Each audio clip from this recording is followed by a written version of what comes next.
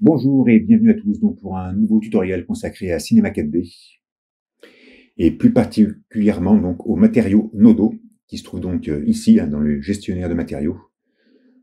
Donc c'est la 8e vidéo et donc on en est à peinture automobile.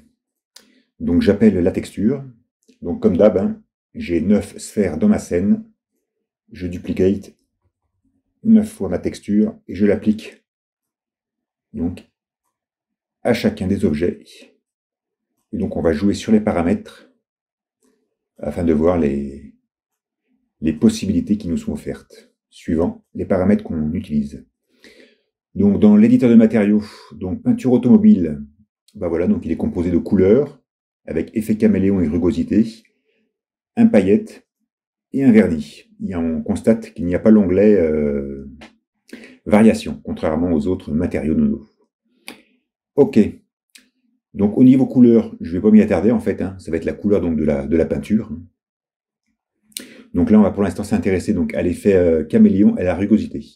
Donc pour ça, je vire les paillettes, on n'en a pas besoin pour l'instant, et je vire le vernis.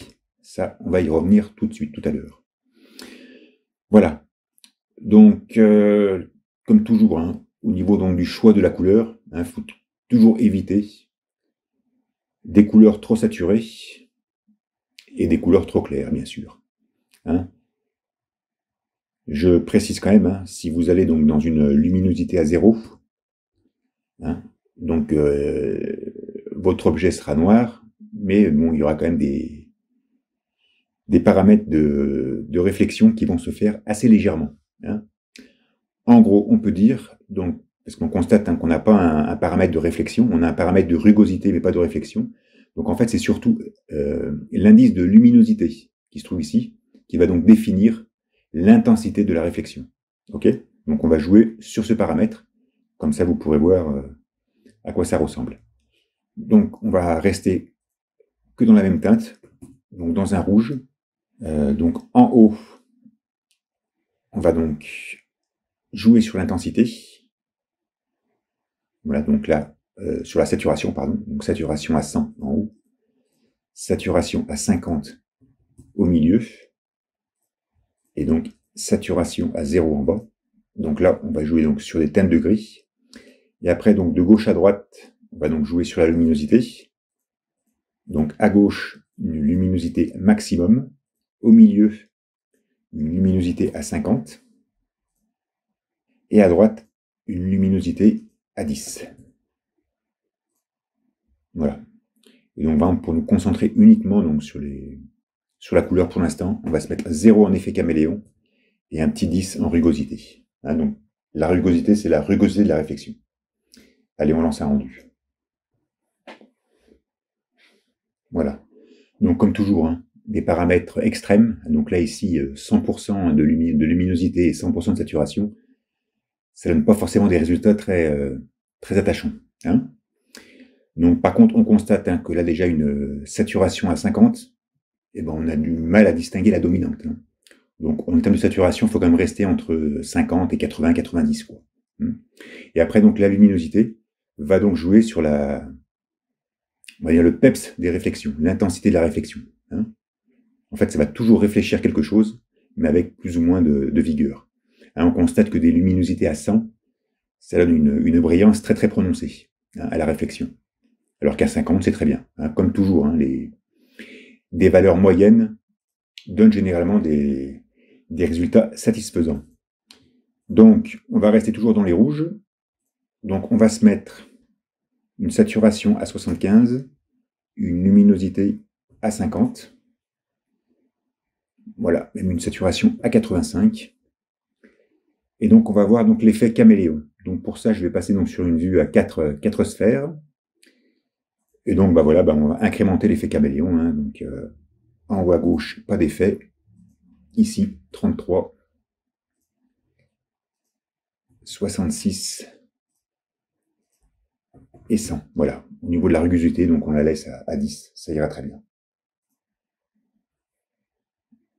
Voilà, donc l'effet caméléon, en fait, génère donc comme un Fresnel, donc au niveau de la réflexion, qui va généralement donc du magenta sur les bords jusqu'au vert au centre. On constate bien ici qu'avec un effet caméléon à 100, on note bien la dominante magenta sur les côtés et vert au centre. Voilà, donc en fait, ça génère des petites variations subtiles au niveau de la réflexion, suivant l'angle d'incidence.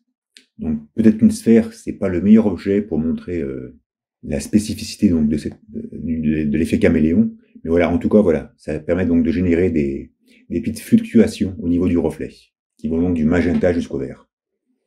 Voilà. Voilà pour l'effet caméléon.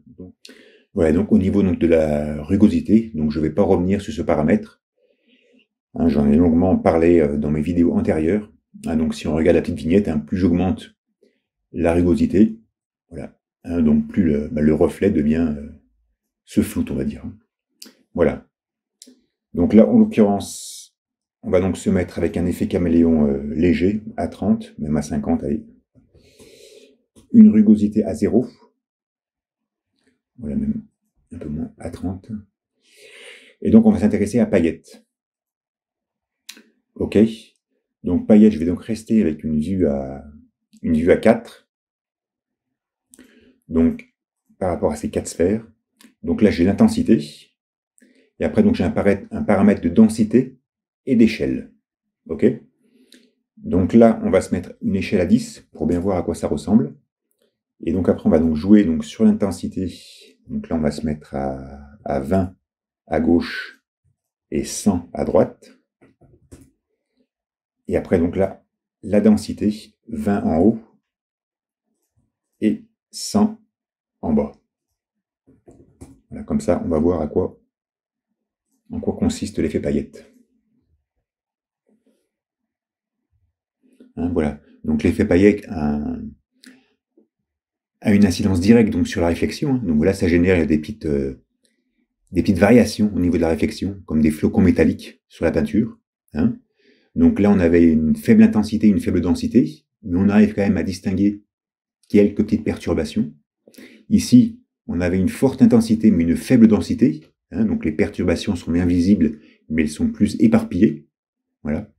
Là, on avait une faible intensité en haut à gauche et une faible intensité et une forte densité. Voilà, donc l'effet est bien présent, mais beaucoup plus soft par rapport à en bas à droite où là, c'était des paramètres à 100%.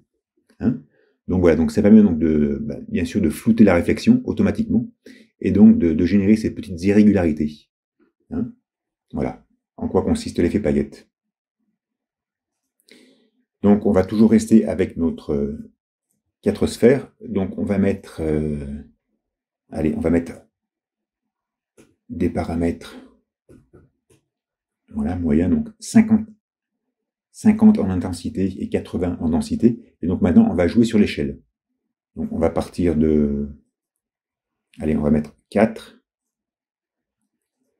8,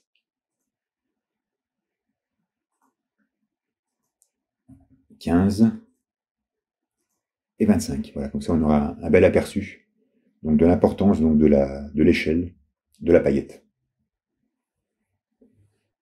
Voilà, hein, donc je rappelle les échelles. Donc là j'avais 4, 8, 15 et 25. Donc on constate que qu'à 15 ou à 25, voilà, donc les petites perturbations dans la réflexion sont très sympas. Hein, alors que des faibles valeurs d'échelle, eh ben on va dire que ça va plus avoir un impact sur la rugosité de la réflexion. Hein, voilà, mais je trouve que des hautes valeurs d'échelle donnent des résultats intéressants. Donc vous imaginez donc des valeurs d'échelle de paillettes assez importantes, plus une rugosité dans la réflexion, on peut obtenir de chouettes résultats. Donc voilà, pour paillettes, à quoi ça sert? Donc maintenant, on va s'intéresser à vernis. Donc dans un premier temps, on va donc définir donc les paramètres de nos 4 sphères. Donc au niveau donc là, on va mettre à 100. Et donc on va se mettre à des valeurs à 20, voilà, avec des hautes valeurs. Et après, on va mettre une petite rugosité dans la réflexion à 15. OK? Et après, donc, dans le vernis, on va donc tout d'abord jouer sur l'intensité. OK? Donc, intensité, après j'ai température et Fresnel. Donc là, pour l'instant, température, on ne va pas s'en occuper, et Fresnel non plus. On va s'intéresser qu'à l'intensité. Donc, en haut à gauche, on va donc rester à 1, et après, donc, on va se mettre à 35, à 65, et à 100. Voilà. Et donc, on va voir l'importance du vernis. Voilà. Hein. Donc, on constate qu'en haut à gauche, donc, il n'y avait pas de vernis, quasiment, il y avait un vernis à 1%, donc c'est comme s'il n'y en avait pas. Donc, on voit bien nos effets de paillettes, assez grossiers, notre réflexion rugueuse, hein, la rugosité dans la réflexion. On sent même l'effet caméléon. Hein. Et donc, le vernis, en fait, va passer une deuxième couche de peinture, enfin, une deuxième couche, donc, sur la première. Hein. Et donc là, on voit dans la boule en bas à droite, où il y avait un vernis à 100%, et ben là, en fait, donc l'effet vernis a totalement éradiqué, en fait, la première couche. Ok. Donc, généralement, si on veut utiliser correctement vernis, voilà, faut rester dans des valeurs assez faibles, aux alentours de 25-35%. Hein. Là, on note bien dans la sphère en haut à droite, là, où il y avait donc un vernis à 35%. Donc, on sent bien hein, la rugosité de notre première couche, plus le côté poli et lisse donc du vernis. Hein, parce qu'en fait, donc, le vernis n'a pas de rugosité dans la réflexion. Voilà, il offre une réflexion parfaitement lisse. Et là, donc, en bas à gauche, donc la boule où il y avait 65%, je crois, d'intensité de vernis, ben là, on note légèrement. Hein. Mais disons que voilà, en fait, le vernis, donc ça met une deuxième couche sur la première. Mais par contre, ça annule tous les paramètres qu'on avait placés dans nos textures auparavant, quoi, en termes de rugosité, de paillettes. Donc voilà, donc bien jouer avec le vernis afin que l'effet caméléon, que l'effet paillette soit toujours bien présent, quoi. Donc maintenant, on va se concentrer donc sur la boule du milieu, uniquement. Donc par exemple, on va mettre un effet caméléon un peu plus important, à 60, une rugosité à 25, donc paillette là aussi, intensité à 100. Voilà. Donc pour l'instant, on ne met pas de vernis. Voilà, donc je vais laisser donc, cette sphère comme référence. Et après, donc, on va jouer donc, sur la température et sur le Fresnel pour voir en quoi cela ça influe. Voilà, donc là on sent tout. Hein. Donc la rugosité dans la réflexion. On note hein, cette texture Voronoi qui s'est appliquée. Donc ça c'est les paillettes hein, voilà, qui sont appliquées. On sent même l'effet caméléon hein, qui va donc du magenta jusqu'au vert. Donc voilà, donc tous les paramètres avant l'application du vernis donc sont bien visibles. Donc maintenant, on va appliquer un petit vernis. Donc on va rester soft, on va se mettre à 25. Allez, même à 20. Voilà. On laisse température à 0 et Fresnel à 0. Hein donc en gros plan, là on voit bien le mixte hein, qu'il peut y avoir donc, entre la première couche et le vernis. Hein donc là c'était sans vernis, et là avec vernis. Voilà, donc un vernis à 25%, c'est quand même sympa, quoi. Hein. Donc on note bien la réflexion du vernis. Voilà, comme s'il y avait une couche qui était donc posée juste au-dessus de la première couche, quoi. Voilà. Donc ça fait quand même des effets assez sympas. Voilà donc pour l'importance du vernis. Ensuite, on a donc température. Donc on peut aller donc de moins 100 jusqu'à 100. Donc moins 100, c'est une température, ça va donc, il va y avoir une dominante froide. Hein donc voilà, on va essayer. Voilà. Donc voilà, avec une température neutre et une dominante légèrement bleutée. Alors c'est très subtil, hein, neutre, bleuté, neutre, bleuté. Hein, donc on note surtout la différence au niveau des reflets, là, hein, des panels blancs sur la réflexion. Donc la neutre, bleuté. Voilà. Donc température, voilà, donc permet de donner une petite dominante au vernis. Donc soit une dominante bleutée si vous êtes dans des valeurs négatives, soit une dominante rouge si vous êtes dans des valeurs positives. Hein. Je ne vais pas refaire un rendu donc, pour des valeurs positives, hein. Vous avez compris le principe. Donc on va rester donc dans une dominante bleutée. Et donc maintenant, on va voir Fresnel. Donc on a vu Fresnel à 0, et bien là on va se mettre à 100. Et donc on va lancer un rendu. Et donc on verra ce que ça donne. Voilà. Donc ici on a un Fresnel à 0, et là à 100. Hein, donc en gros le Fresnel, donc je sais pas, pareil là aussi la différence est très subtile. Hein, donc sans Fresnel, avec Fresnel, va donc définir la transition, en gros, hein, entre le vernis et la première couche, on va dire, avec les paillettes et la rugosité. Hein. Donc sans Fresnel, avec Fresnel. Donc généralement c'est surtout au niveau des bords, hein, vu qu'en fait c'est donc un Fresnel. Par exemple, si on prend le reflet de la sphère qui se trouve ici, hein, sans Fresnel, elle apparaît beaucoup plus nette, car le vernis est plus important. Hein, le vernis va arriver, voilà, plus sur le bord de la sphère. Alors qu'avec un Fresnel, le vernis va y avoir une transition. Voilà. Ce qui fait qu'à ce niveau-là, au niveau des bords de la sphère, on va donc avoir la première couche, avec les paillettes, avec la rugosité, qui va être plus importante. Donc voilà à quoi sert le Fresnel. Hein. Donc je vous remontre, sans Fresnel, avec Fresnel. Donc pareil, hein, c'est très très très subtil. Hein. On va dire que les paramètres donc, de vernis, hein, que ce soit la température ou le Fresnel, c'est vraiment des choses... voilà, faut bien prêter attention, quoi. Mais disons que ça génère des variantes et des différences. Voilà, au niveau donc de la texture peinture automobile. Donc pour la prochaine vidéo, on va donc s'intéresser à plastique. Voilà. Dans tous les cas, merci beaucoup d'avoir suivi. J'espère que ça vous a plu. Et je vous dis à la prochaine. Ciao, ciao.